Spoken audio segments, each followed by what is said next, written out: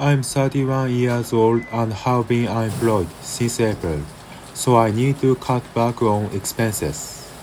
My 50 daily routine begins with a cup of coffee.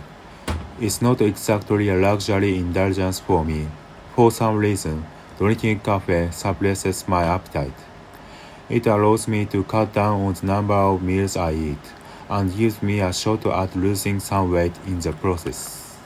I use 3 small spoonfuls of coffee grounds. Ever since I discovered that coffee curbs my appetite, I've stuck to this exact amount.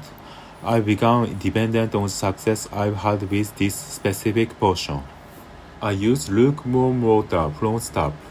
Warm water dissolves the grounds well and lets me down the coffee in one go. You might think I should take the time to savor the flavor, but the truth is, I don't actually like coffee. I just want to get it over with as quickly as possible. As you can see, I gulp it down, and the look on my face afterward probably tells you exactly what I think of the taste. Still, considering it helps keep my food costs down, the money spent on beans and the time spent drinking it are necessary expenses. A little while after that first cup, I start feeling hungry again. So I have another. Just like before, I put 3 spoonfuls of grounds into my cup. I love to turn it into a cafe au lait or something similar, but that would drive up cost and eliminate the appetite, suppressing effect, meaning no benefit for me. So, what will my face look like after this cup? There's a slim chance I might have made it better this time and finally overcome my dislike for coffee. It seems it didn't work out. I really just don't like coffee.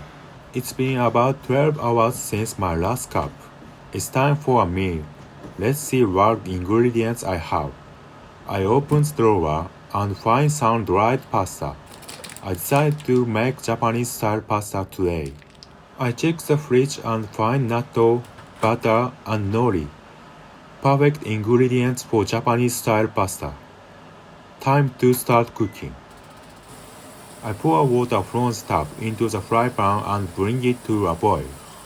The water has started to boil, so I'll add the seasoning. I'm adding 2 teaspoons of soy sauce along with some umami seasoning and salt, just eyeballing the amounts. Then I'll put the pasta into this seasoned water. Apparently, twisting the pasta as you put it in helps it fit nicely into the pot, so I'll give that a try.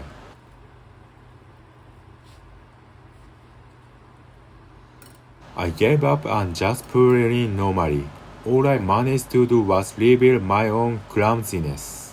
The pasta is starting to soften, so it looks like it will fit nicely into the pan. The noodles have finally settled into the water. It's starting to look like actual pasta now. All that's left is to wait for the liquid to evaporate. If too much liquid remains, the flavor won't be quite right. So this is a moment that calls for patience. The liquid has reduced nicely. Now, it's time for the ultimate hero, butter. To me, butter is that magical solid block that makes absolutely anything taste delicious. Once the butter has fully melted, my victory is practically guaranteed. Time to plate the pasta. Here is the natto. I'm going to add this to the pasta. You might think this looks like a strange dish. However, natto pasta is actually a surprisingly popular recipe in Japan. You can even buy ready-made seasoning specifically for it. I've seasoned the natto, so I'll place it right on top of the pasta. I won't forget the nori seaweed either. Just having that little bit really enhances the flavor. It's finished. So let's dig in.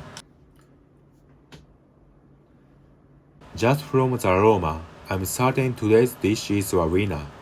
When I take a bite, the umami of the natto combines with the richness of the butter, that ultimate hero, and the seasoning to create flavor explosion. It's the kind of taste that makes you want to stuff your cheeks.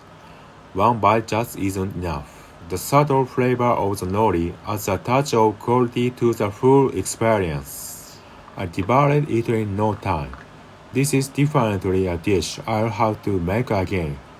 That was delicious. Now, while I'd love to bask in the glow of victory, it's time to clean up. Don't worry, there isn't much to wash. I used a paper plate, so I can just throw it away. I leave the chopstick to soak for a bit. Today, the only thing I need to wash is the fry pan. I wash off the burn bits using warm water. I'm not a big fan of sponges, so I started by washing it with my bare hands. The warmth of the water makes the grime come off quite easily. After rinsing it a few times, I wash my hands. For the final step, I apply some detergent to the pan. This is a fantastic product. You just apply it and let it sit for about 2 minutes to sanitize and deodorize.